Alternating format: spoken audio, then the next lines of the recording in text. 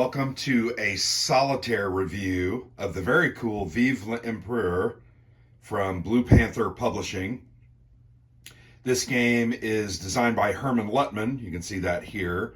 And I'm going to take that off carefully. It's a solitaire war game of the Battle of Waterloo, June 18th of 1815. So this is a very cool game. And as you can see, as I take that off, obviously you can see this is a hex encounter war game. And it's solitaire. It's designed as a solitaire game. It does have a two-player scenario. I'll show you that in the on the very back page of the rule book. But I've played this solitaire. I have played twice, and I suck at it. But I also think I suck at it because the situation is very, very difficult. If you look over here on the right, the Prussians, this is at the end of the game, turn 12. The Prussians enter kind of on the eastern edge of the map. They enter in a couple of different points, and they are going to come in like a tidal wave, and they are going to push back all of your French units because by that time, they're obviously fresh, you're worn down, struggling, and they're going to pretty much push you back. And that's the dynamic of the game. It really tries to replicate history, but it does have some elements that can allow you to choose to change this history, right? You have some unique options that you can add in. You can do some fixed start scenarios. I did the generic scenario, the campaign scenario setup, and it was pretty cool. I feel like I want to gush over this game because honestly, I have not played many true solitaire hex encounter war games, maybe one or two at the most. Every other time I played a hex encounter war game, and I've played a lot of those as well, solitaire, but when I played those solitaire, I just two-hand it, right? I do the best move for the French, and then I do the best move for the forces of Wellington, the coalition forces. And that's great. It works, right? It's it's fun, but I always like a good and well-designed solo system because it creates a different experience. And I really feel like Vive l'Empereur creates a very unique and interesting experience. But as I mentioned, gives you some options, not only in your setups and your starts and some of the conditions, but it gives you the options to follow historically what happened, to try something different. I want to point out one thing. This, at Papillote, right, there is a detachment kind of garrisoned there in a farm. That's worth a lot of victory points. I think that's worth like 5. And I had it for a long, long time till the Prussians came on and then they pushed me off. I think about that. I wasted so much time and effort and energy and units trying to get to that spot, take that spot, and then to have it taken back from me. I would have preferred to do a little better defense down here on La Belle Alliance, this area, and then really push hard on these two detachments, which I took and have held, and then even sweep around here to the north to take some of these VP areas in the back. But that's what I like about this game. There's a lot of options. There's a lot of different things. It does rely on dice. So you're going to roll a bunch of dice, not only for combat, but you're going to do Elan test, panic tests. You're going to do close to combat tests. And if you fail those things, you're not going to be able to do what you wanted to do. I think all of those things are put together very well, and they're developed and put together to create, I think, an experience of frustration. And what I mean by that is the harder and harder it is for you to activate and do combats, your most effective combats, frankly, are to use your bigger, heavier units. Like, here's a Formation 1, you've got a 5 combat factor infantry unit here. They can do some bombard, and then they have a decent Elan rating. You can see that 4 there on the right. my best attacks are getting them up close and then attacking some of these weaker. Here's a medium cavalry or a heavy cavalry unit. That's not going to stand up to me that well. Here's some weaker infantry. I got to get up in there, get in their chops, and punch them in the mouth. But it gets harder and harder when you get battle worn and flipped over. Your elan numbers drop. There are conditions on the map that your elan's going to be lower when events come up and different things like that. And as you take shaken markers, as you start to get hit, you'll get shaken. And you can see that says -1 ER. That means -1 to your elan rating. And that means you're going to not be able to activate and do as well in combat. Now, heaven forbid, once you get hit twice, you're going to become disrupted, and then your SP or attack factor is going to be dropped by 1.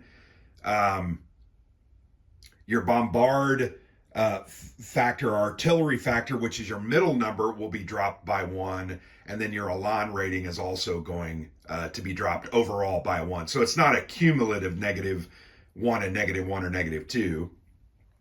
And then finally, when you reach the point where you become battle worn, you can see the numbers here. That's and let me make sure I get those numbers right, because I played this. It's been about a week. My strength point there is a 4. My artillery factor is a 2, and then my elan rating is a 4. Once he gets battle worn, you can see it's going to drop to a 3-1-3, and then that's going to be really hard to do anything with him. But I really liked that system. I think that was an interesting choice by Herman and his development team to really focus a lot on that elan rating. That is, even in the end, that is something the French have significant advantage over even the Prussians. The Prussians generally have a 2 to 3. I'm going to show you one of my old guard units. This is an old guard, Imperial Guard unit, OG, you can see there, and then Imperial Guard, IG. This is a small detachment, small elite force. They have a 2 attack factor, a 3 artillery factor, and then a 6 elan rating. They're never going to fail their tests. Even when they flip over, they're still going to succeed and can enter things like close combat. So that's a really cool aspect of the game. Plus, the game is unique, it's fun, it's simple, fairly straightforward. It is long playing. It has 12 turns. The game typically starts at 9 a.m., although you're going to do a weather roll, and we'll talk about that here in a moment. And then it ends at turn 12 or 8 p.m. This game took me about 4 hours. 1, I was learning it. 2, I was trying to take my time and think it through and understand what I was trying to do and accomplish. By the way, you're going to need some tweezers here. These counters, as they get stacked up, you're going to want to be able to obviously grasp those. I'm doing this with my left hand. That's why I'm a little shaky. But you're going to need tweezers. But I like the way it plays. I think it's very interesting. So the first thing I want to do here, let's go over some of the basic rules. I'll look at those counters again. Let me grab a couple different types. And another thing that I want to show you is the cool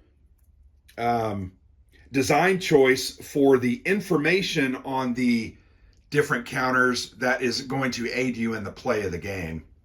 So here in my left hand, I already showed you this. This is a French infantry unit. You can tell by the infantry silhouettes there.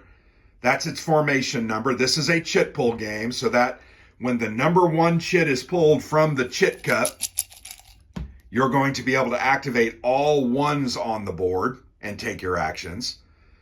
Once again, this is your strength points, the red number. Your artillery factor, every single unit on the board, the scale is such that every single unit has its own attached artillery component. Small cannons, and you're able to use those to do bombard attacks. And then on the end, the green number, the elan rating. Here is the unit name, the leader. There's the French flag. Here you can see the Prussian flag, Gertringen, number 4. This is heavy cavalry. It's denoted by HC. There are light cavalry. There are guns, infantry. I'm trying to think of any other. Nope, those are pretty much the three standard. But you'll notice your units, you're always playing as the French. The game does not play as the Prussians or allow you to play as the Alliance forces. But your numbers are all going to be on the bottom. And for simplicity's sake and to keep things straight, the enemy numbers are all listed at the tops of their counters. I thought that was a nice touch.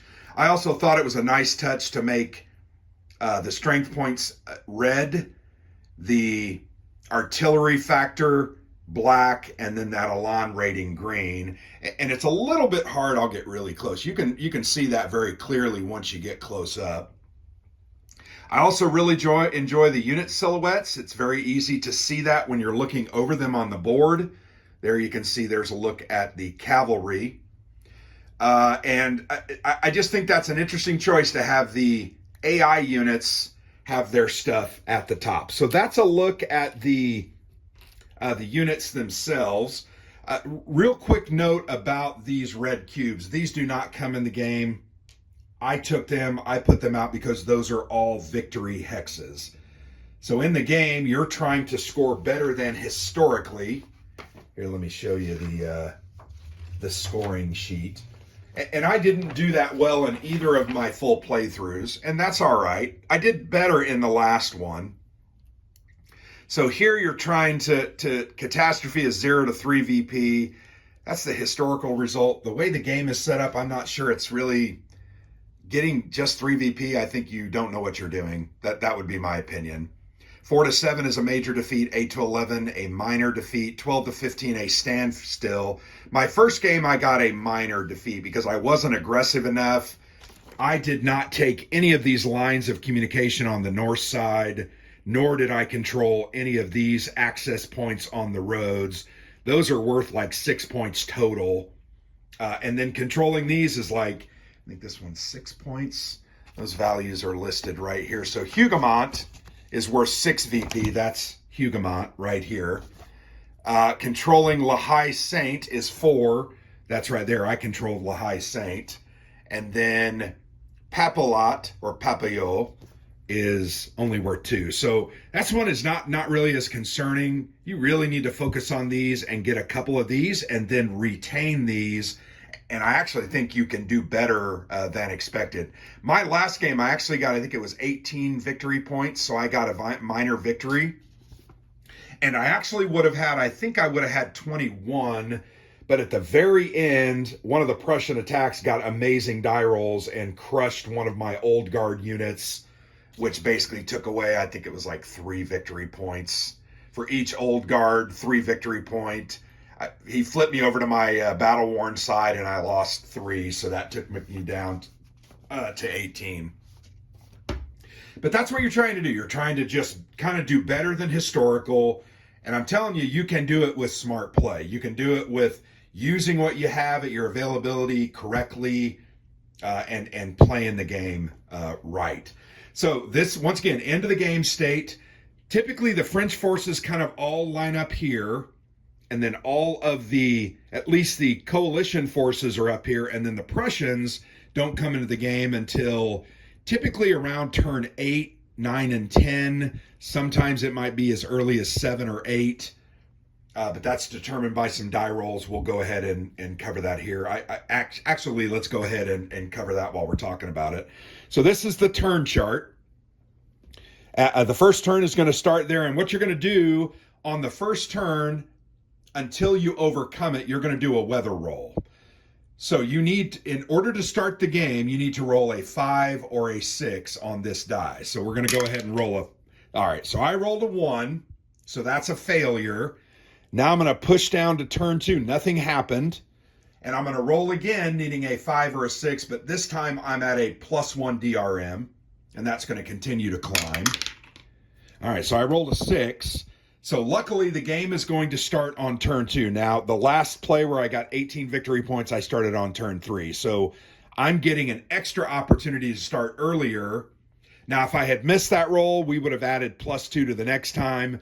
So the reality is you're going to typically start 3, 4, or 5. I think historically they started at around turn 5.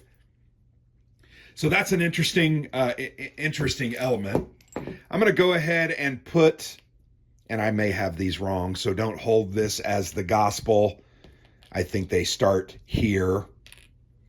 So during the end phase of every turn, you are going to roll to see what happens to these 3 formations. So formation 1 for the Prussians, you're going to roll a 1. Anything other than a 1 or a 2, and they are going to move up a turn. So let's do number 1. Okay, they would move up a turn. Let's do core number 2. They rolled a 2. They stay put. And then core 4 is going to move up 1. And you're going to do that at the end of every round. And so you can see typically by the time you get about here, they're going to be ready to come into the game, or at least some of them. I think historically the Prussians arrived on 8, 9, and 10, I think.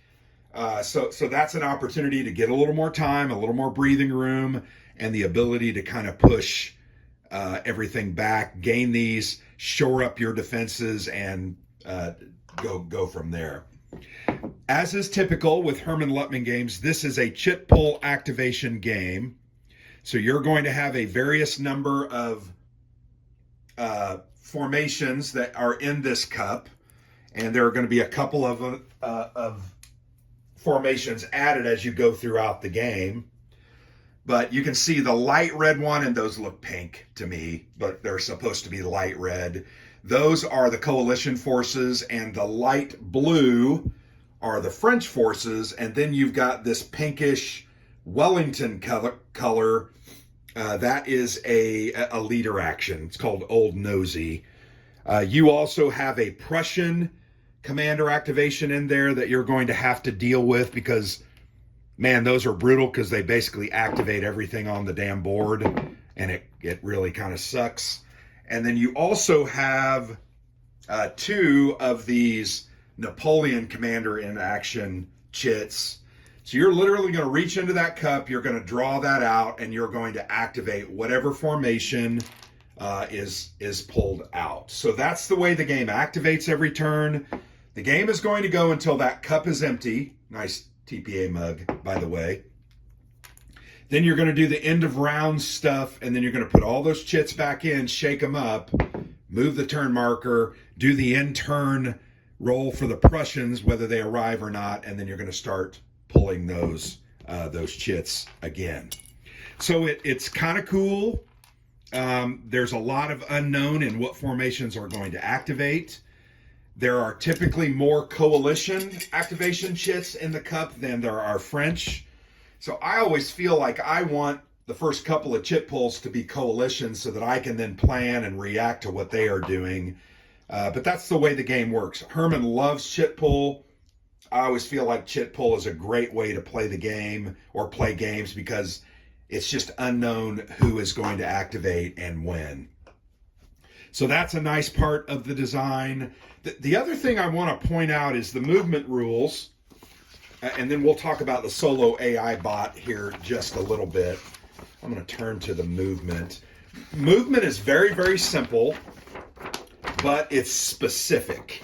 Let me get to that section of the rule book. I apologize. Activating French units. So units can move a certain number of hexes. Infantry and artillery, always 2 hexes.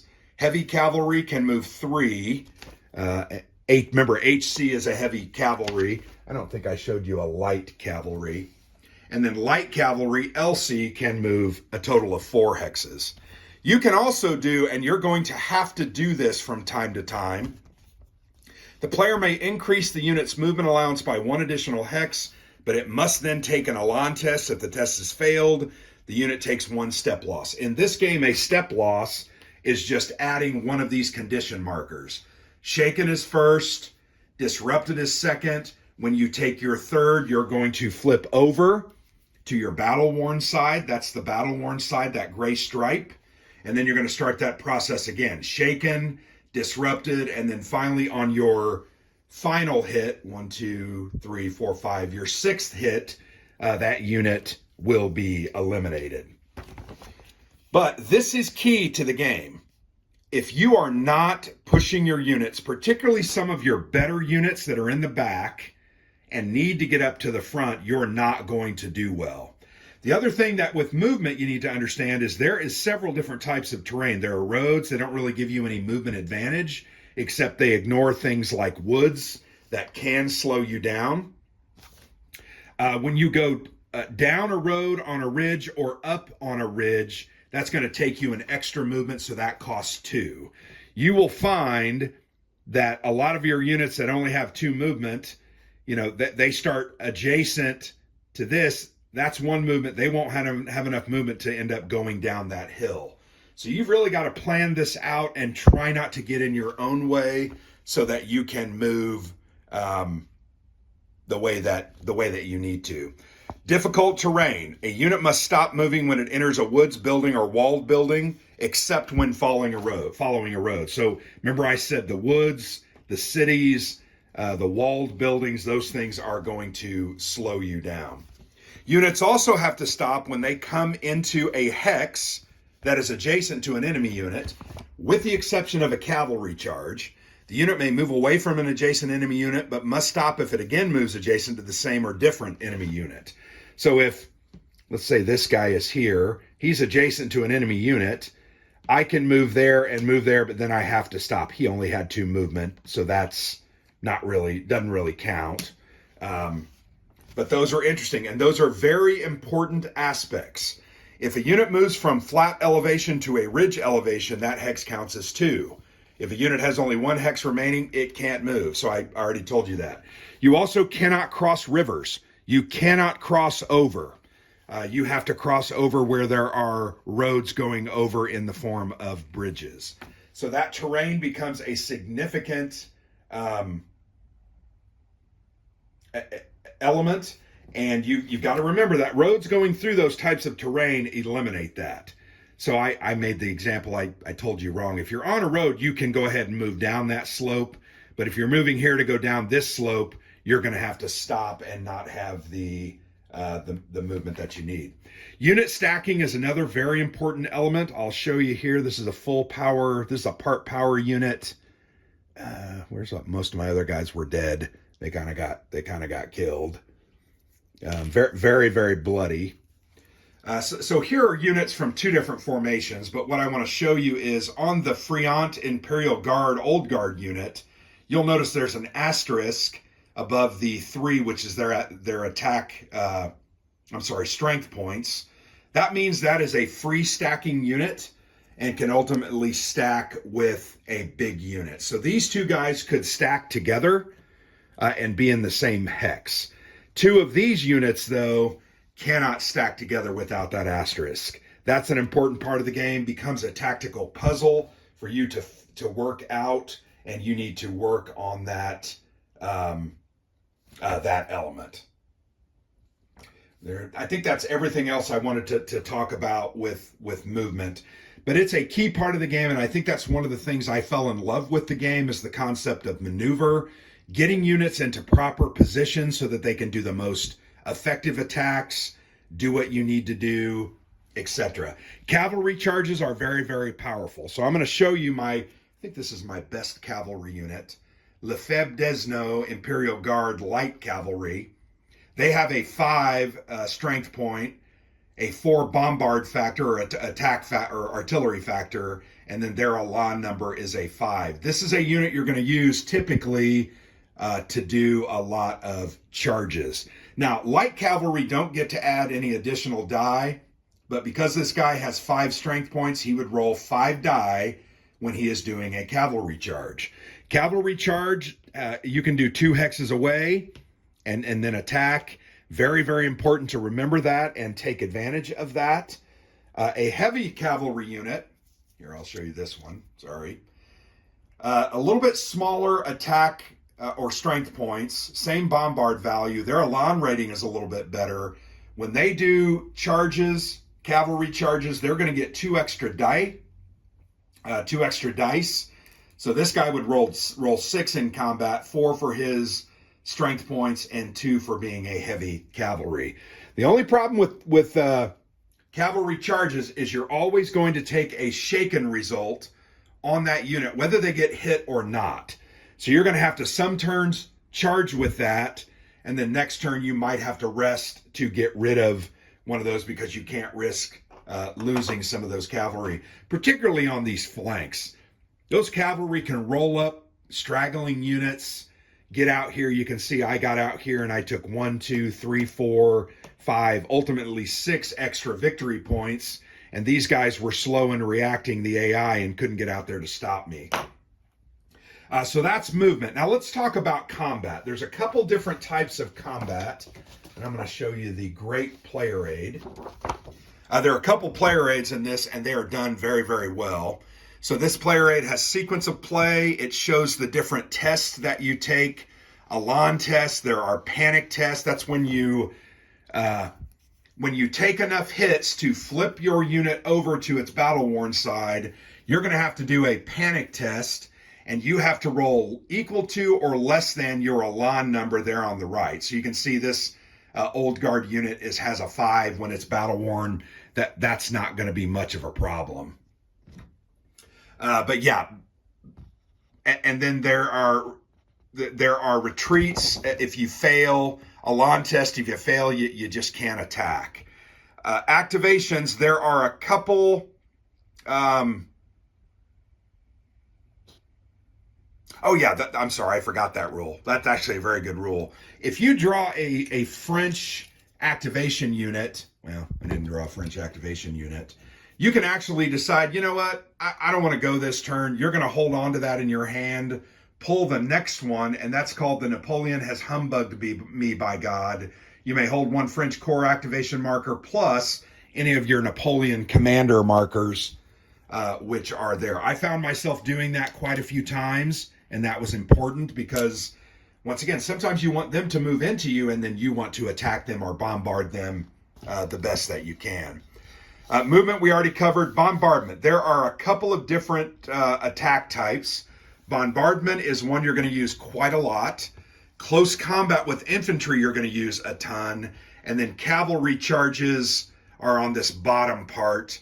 You're going to use those often, but remember, you don't have that many cavalry, and it's important to preserve those as much as you possibly can. Those are the 2 types of attacks. So let's, I'm going to assume or imagine that I drew an activation chit for these, the first corps.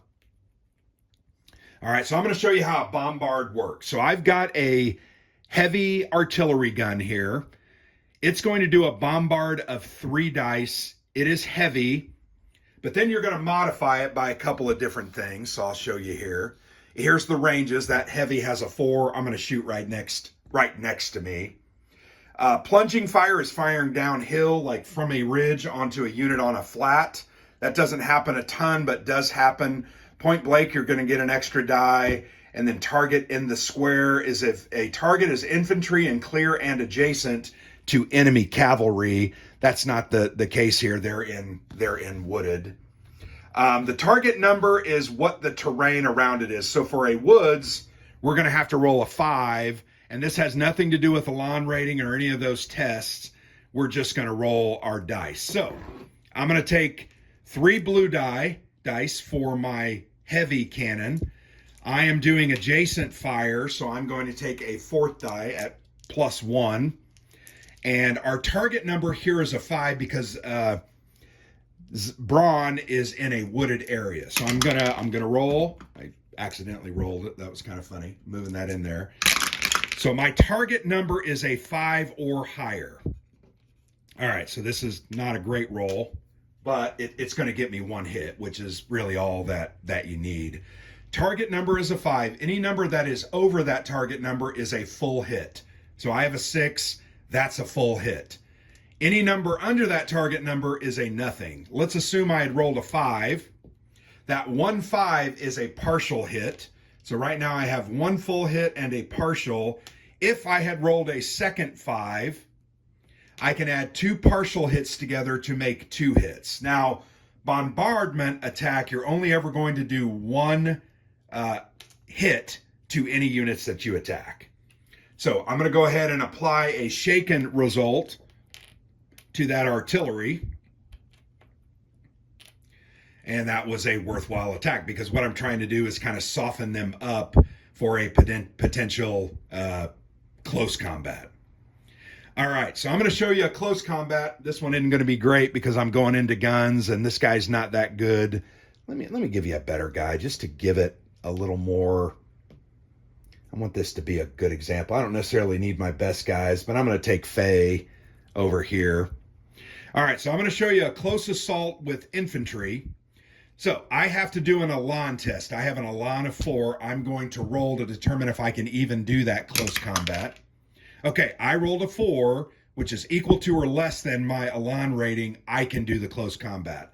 Had I rolled 2 less, a 2 or a 1, I would have gained what's called a confidence die, and I would have added a die to my total pool. So now I'm doing a close combat. You have to be adjacent to do close combat. I get 5 dice, 5 blue dice.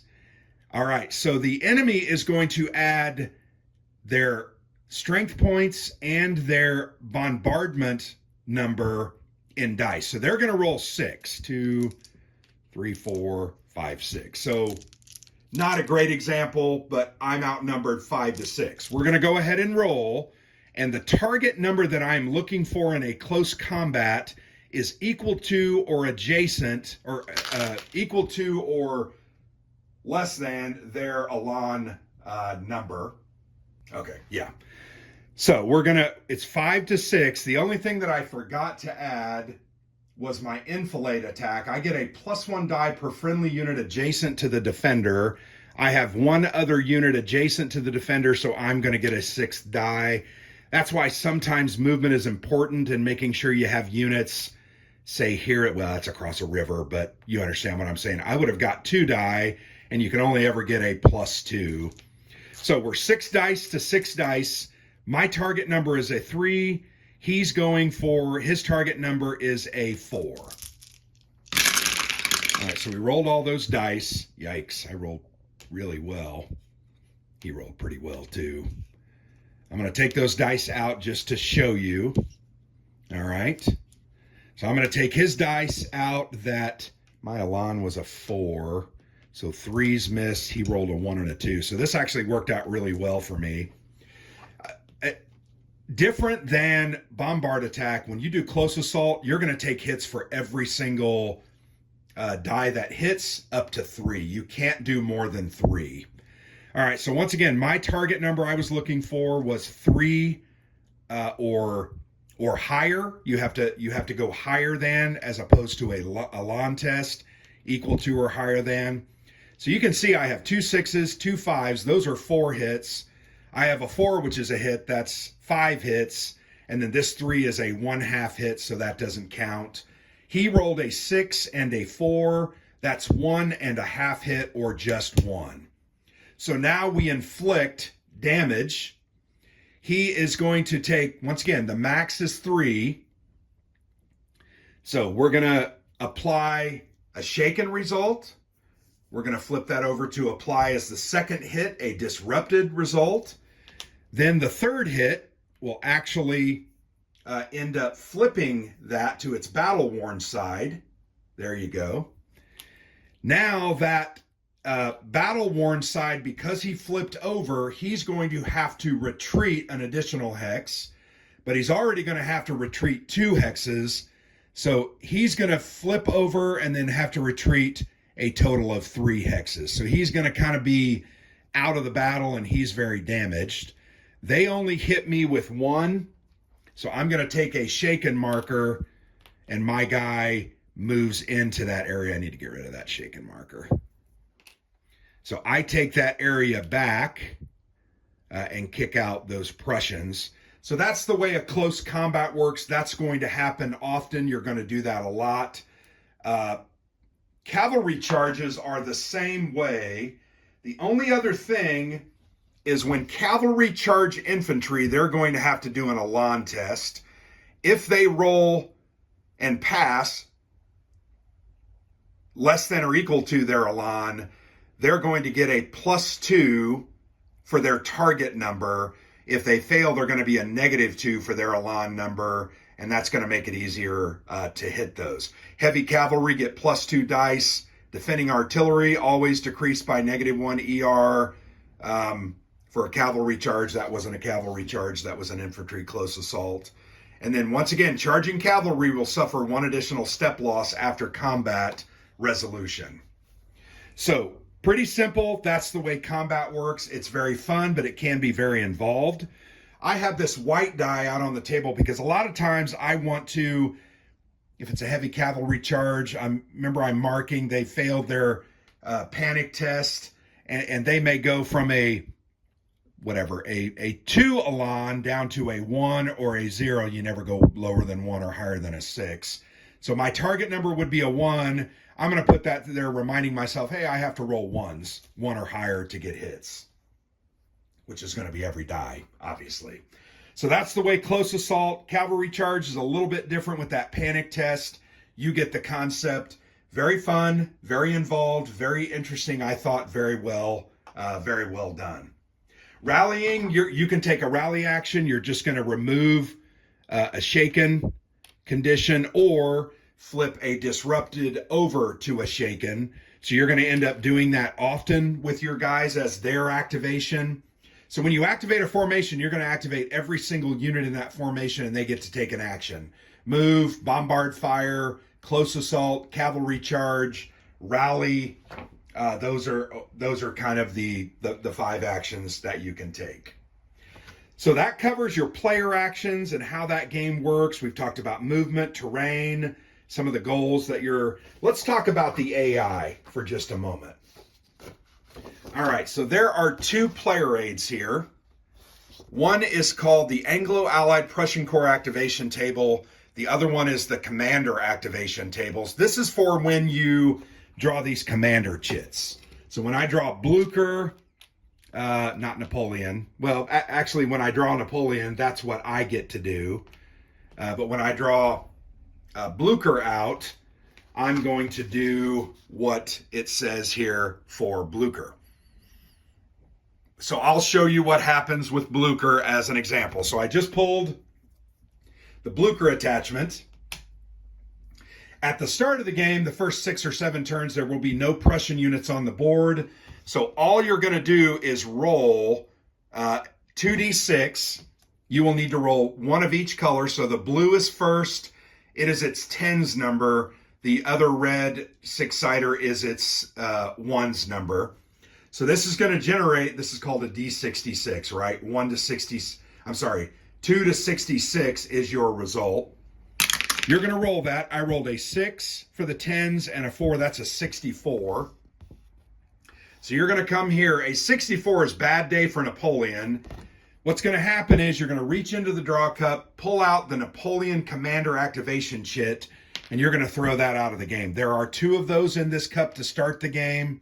You can get those back if you have none of those, and they roll that result again. They rolled that result a lot on me. I didn't have my Napoleon Commander chits very often in the game. But you're going to roll that. I'm sorry. When this comes out, you're going to see if the guys are going to move, the ones on the track.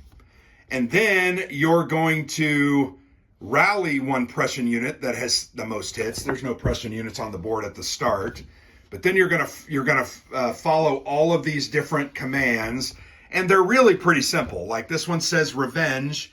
Prussian infantry units adjacent to French units attempt a close combat with a +1 elan rating for the test. Prussian artillery or cavalry within 2 will cavalry charge, if eligible, with a +1 ER to the close contact test. All Prussian units conduct bombardment on the nearest French unit. If not eligible, they move closer. So it's a priority list. So what's going to happen is, okay, this guy's adjacent. He's going to then do a close combat attack on this infantry. This guy is not adjacent, so he would do a bombard fire on that unit. So would that one. If there was a cavalry unit that was eligible for a cavalry charge, they would do that. If not, it'll tell you at the end, sorry, if not eligible, they move closer to the nearest unit. So, okay, this guy can't do anything. He's just going to move closer. And that's the way the game works. Very simple. That's the way it happens and works for the coalition forces, the Prussians, and ultimately when they're on the board, they're really going to move a lot because they move with this Blucher. When that's pulled, it sucks so bad. And then when they pull their formations, they're also going to move. Let me pull those out. Oh, I don't even have those in because I put them back on. When they pull those formations, they're then going to activate. So some of these Prussian formations are going to activate. Well, they're all going to activate 2 per turn. They are a menace. So you got to understand that. You got to be prepared for that. So you follow these flow charts. There's also different elements for the detachments. The detachments, and you'll notice all of the detachments are killed over here. These are the units that start garrisoned inside these walled, fortified farms, and you're trying to take those over for victory points. So it has a list of priorities for them: Hougoumont, La Haye Sainte, and Papillon. So you roll, and then you do those. Then if an Anglo-Allied or Prussian Corps activation marker is drawn, you roll that 2d6. It's 11 to 66. I said 2. It's 11. You roll that, and you do exactly what it says. So that's a 16. But you're going to follow those, and then if you have to flip it over, there's a whole bunch of additional priorities. It's not hard. What I would say about the AI system, though, is it does take getting used to. I think I made a ton of mistakes my first game. I didn't make a ton the second game. I only made about 25% mistakes, but that's okay. And ultimately, in the game state, there are times where what they say they are doing doesn't necessarily make sense, and you should use your best judgment as to which unit they go for, where they try to get, who they attack, etc. But it works really well. I hope this system can be used in other battles. In fact, I know Herman has told me that Verdun during World War I is one that he's looking at. That AI system works really well. The D66 system I think is very cool. And I thought these flow charts were pretty clear. They're also very handy. I also have a holder that I didn't use, but I could have used it so I could have propped those up and kind of read it. I'm starting to get old and I can't necessarily read that small writing close up nor far away. So it's getting harder and harder. So there you have it. I don't know if I answered all of your questions about the game. I am not doing a playthrough of this one. This one is a very involved, very deep, very long game. This would be a 4 to 5 hour video. I'm not doing that. My phone won't make it that long. But I tried to give you an overview of the game. I tried to give you an understanding of the game. I want to point your attention over here. This was my last play. And actually, I added that Prussian unit, and I added one of those. So you can see I only lost 3 French units. Not bad. And I killed 2, 4, 7, plus 3 detachments. I killed 10 coalition force units. I didn't do that bad. That was not terrible.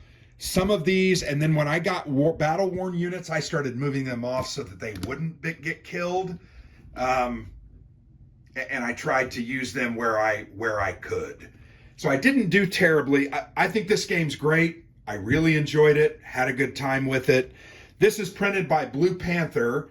I think the map is fantastic. It's very thick cardboard stock. You can see I used a piece of plexi because it had some rises in the middle a little bit, and I wanted to flatten it out. My guess is once I take this off, it's going to be really, really flat. I thought the counters were really nice. They are sharp cornered. They have very minor nubs, so they do not cause trouble when they're stacked next to each other. Very well done. I thought the print was good. I enjoyed the font. It comes in a box, which is always nice. This game could have been a baggy game, but I think it's nice that it came in a box format. But I really enjoyed this. I had a great time with it. This one's going to be very, very high on my solitaire war game ranking video for 2023.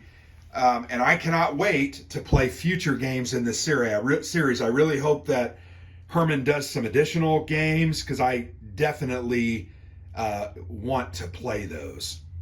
So, fun game, unique, interesting, historical. I don't think you're going to win that often, and when you do, you're only going to get minor victories or decent victories. You're never going to get a major victory. If you do, my guess is your die rolling was just amazing. And frankly, in the one that I scored 18 points on, I think I kept hitting on every single bombard attack. And as you could see, if I do 3 or 4 bombard attacks separately on an individual unit, they can ultimately be shaken, turned over, disrupted. But if you do them all together, which you can combine 2 that are adjacent, you're going to want to do that when you're attacking the places that have a 6 number, because you're going to need extra hits to even do any damage. But you're going to want to do those bombardment attacks individually, and you can keep the Prussians at bay, particularly down here in this southern part of the map. Up here on the right, there's 2 corps coming in. Good luck. I lost the detachment. Not the detachment, the walled farm city. There is farm. There's no way I was going to keep that. They just had too big of units. And those Prussian units are beefy. Let me show you. I think there's one that's a 9. Yeah, this thing's ridiculous. And it's a cavalry unit. But here's a look at 2 of the Prussian units. You know, here you have Hackey, a 7 strength point with 4 attack or artillery factors. Now, their Elan ratings aren't good, so they're not going to necessarily do close combats all the time. But then there you have that light cavalry with 9 dice. Give me a break. They have no bombardment or artillery factor, and their Elan rating is better, or a 3. You're going to have to stave those guys off and have some luck in order to keep them out of your VP areas. But good luck with the game. I enjoyed it. Really enjoyed it a lot. Had a great time. Great little war game. Really was grateful that I was able to play this one. So thanks for watching. I'm sorry I'm not going to do a playthrough, but it's just too much. But I do appreciate you watching. And I've been Grant for the Player's Aid.